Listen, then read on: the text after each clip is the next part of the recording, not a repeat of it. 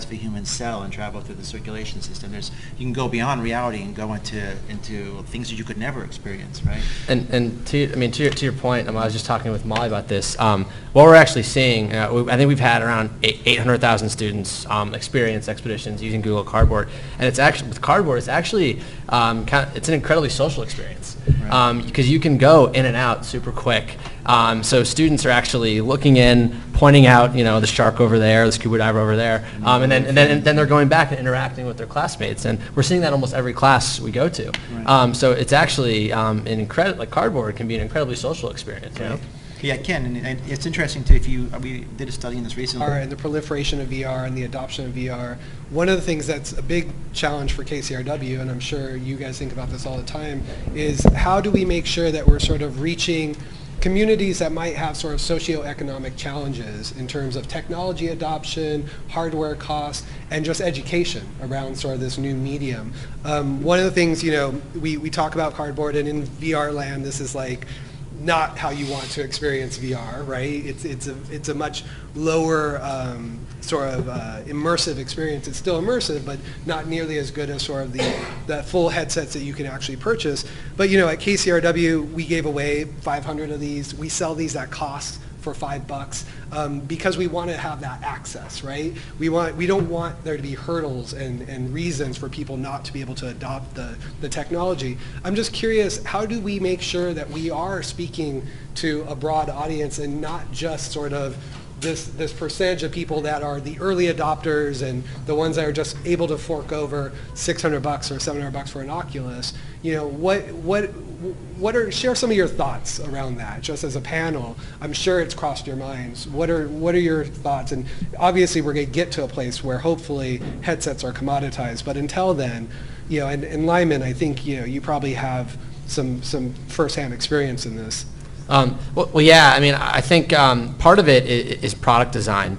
I was talking to Molly about this, and I want to hear your thoughts too, based on what your thesis was. But one of the things that I think what we're doing in education is for every groundbreaking technology, life-changing technology that becomes inserted into your daily lives, the television, the cell phone, the desktop computer, the laptop computer, the education industry in terms of mass adoption lags 10 to 15 years behind consumer and businesses. And we're trying to get in front of that with VR. And one thing we realize it's super important is that you actually need to remove as many tech barriers to adoption in order to make a product viable in education, not just in a well-connected classroom in a private school in upstate New York, but for a school in Ghana with no power.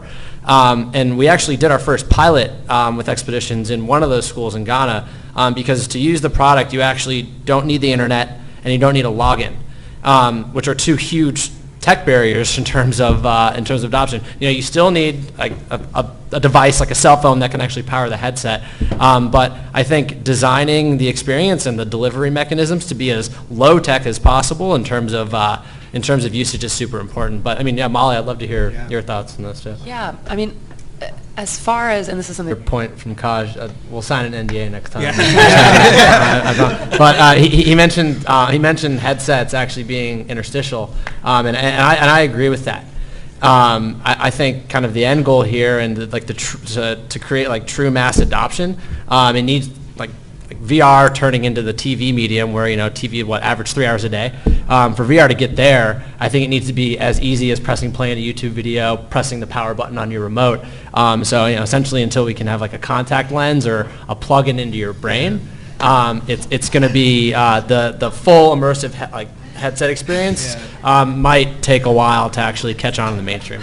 Well, I just want to add one thing to what you said about plug into your brain. I just had deja vu when I was making Strange Days, and it's funny because when I got involved with the VR, I thought, this seems remotely familiar, except that we were proposing that it could be recorded right off your brain. So at some point, forget the cameras. It's going to come from here. Right. Well, and I think just to Lyman's point too, and yours even from a technological perspective, and you touched on this a little earlier with the cardboard social aspect, right? Yeah. With cardboard being so easy to take on and off, you're able to have those social experiences.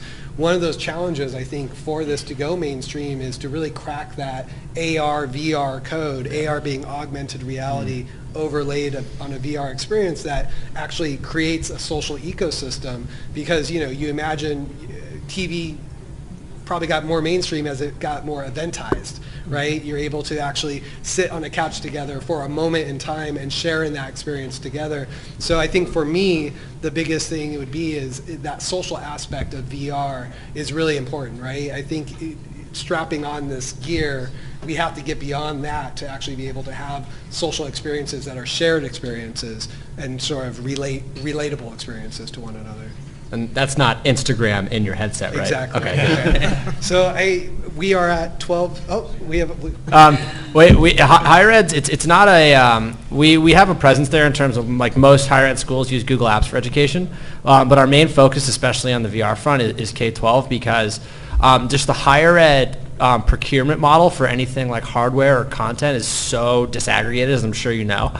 And for us, the main reason Google for Education exists is the revenue we get from devices only. Everything else is free.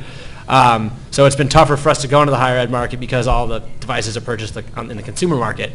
But we're mainly focusing our efforts in higher ed on the cloud and like genomics research. But that doesn't mean we're not open to working with higher institutions. We've worked with Stanford, University of Mississippi, and Columbia actually on a couple VR expeditions projects. So there's no big like higher ed focus, but we're still definitely working with higher institutions. Let's take one more quick question. Our panel. Thank you to the panelists.